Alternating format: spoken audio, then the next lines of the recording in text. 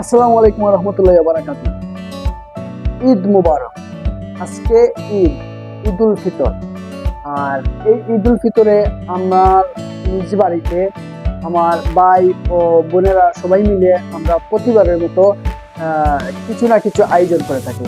এবারের আমরা ভিন্ন ধর্মী একটি আয়োজন করব।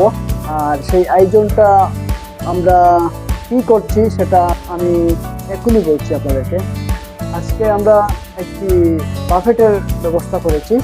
আর সেই বাফেটে আমরা ইচ্ছা মতো খেতে পারবো, এখানে কোনো বিল আসবে না। আর চাইলে আপনারাই খেতে পারবেন আমাদের সাথে, কিন্তু আমার ঠিকানাটা আমি বলবো না। আর আপনারা খুঁজে আমার ঠিকানা বের করে আপনারা আসবেন। ওকে, তাহলে যাওয়া যাক। আর দেখি আজকের বাফেটে আমাদের কি কি আয়োজন করা হয়েছে, আমরা তা দেখবো।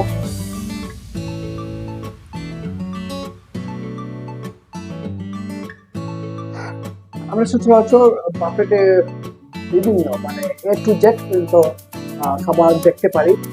আর আজকে আমরা কি খাবার আমরা তৈরি করেছি সেটা কিন্তু সম্পূর্ণ ঘরের তৈরি করা খাবার।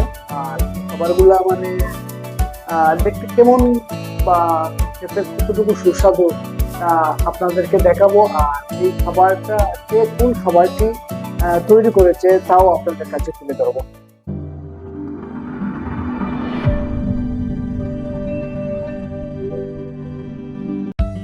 প্রতিবারের ন্যায় প্রতি ঈদেই আমরা ভিন্ন কোনো কিছু আয়োজন করি। এবারও আমরা আয়োজন করেছি, আজকে আয়োজন করেছি বাফেট।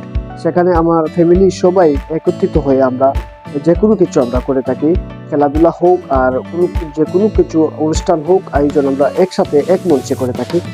আর আমাদের আজকের এই সার্বিক তত্ত্বাবধানে আছেন আমার সব ছোট চাচা রকিব হাসান। উনি সম্পূর্ণ বাফেট পরিচালনা করবেন। আর এই বাফেটের প্রধান উদ্যোক্তা হচ্ছে আমার ছোট বোন সাথী। আর তার সাথে সহযোগিতা করেছেন শম্পা, পান্না, ঝর্ণা, আরো অনেকে, সবার নাম বলা যাবে না। তাহলে চলুন দেখে আসি বাফেটে কি কি খাবার আছে। মোগলাই আছে, পাস্তা আছে ডিম দিয়ে, সিঙ্গারা, কেক আছে। এই কেক দিয়ে উদ্বোধন করা হবে আজকের বাফেট। পপ আছে, সিলেটি ভাষায় যেটাকে নারকেলের পিঠা পপ বলে, আর আছে চটপটি। তাহলে ড্রিঙ্কস আছে, যেটা মজু ড্রিঙ্কস, সেটা ফিলিস্তিনের পক্ষে দাঁড়িয়েছিল, তাই মজু ড্রিঙ্কসটাই আমরা ব্যবহার করতেছি।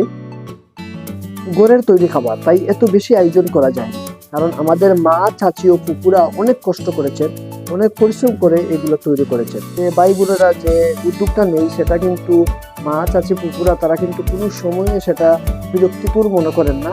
কেক কেটে এই প্রোগ্রামের উদ্বোধন করা হচ্ছে, তারপর আমরা ইচ্ছে মতো আমাদের খাওয়া দাওয়া শুরু করব। আমার বড় চাচা আমার দাদিকে কেক খাইয়ে দিচ্ছেন, তারপর থেকে আমাদের কার্যক্রম শুরু হবে।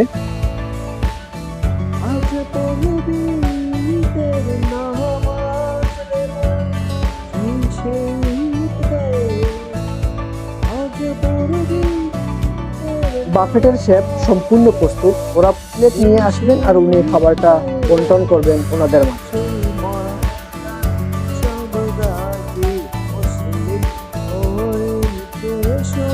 সারিবদ্ধভাবে লাইনে থেকে খাবার নেওয়া হচ্ছে। আর সার্বিক সহযোগিতায় যারা আছেন তারা অনেকটাই হেল্প করছেন তাদেরকে।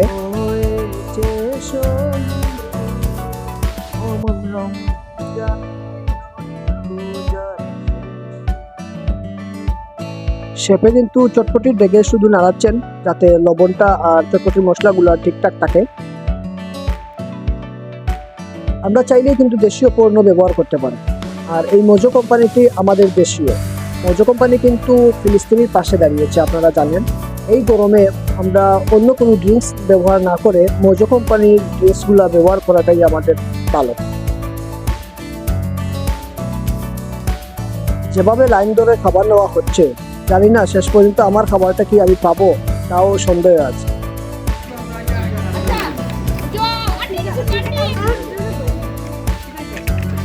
আমরা ঈদর আইটেম হইল পপ হইল ডাইল দিয়া নাইকলের অভাব, তারপরে হইল মুগলাই, তারপরে হইল নুডলস, সিঙ্গারা, কেক, খিরা, আর এটা হলো চটপটি।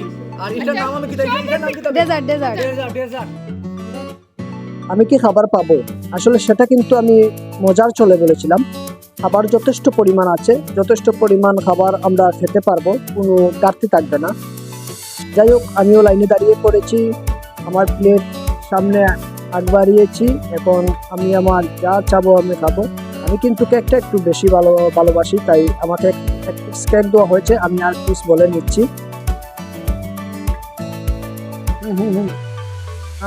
এটা তো হচ্ছে ডাবের পুডিং। ডাবের পুডিংটা কিন্তু আসলে অসাধারণ, আমি নিয়েছি দেখবে। আর চটপটিটা আমাকে দিয়ে দাও। শেষ, এখন আমি খাওয়া দাওয়া করব।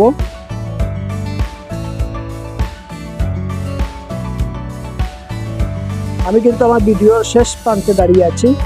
আর আমি আমার ফ্যামিলি নিয়ে আমি প্রতিবারও ঈদ করি।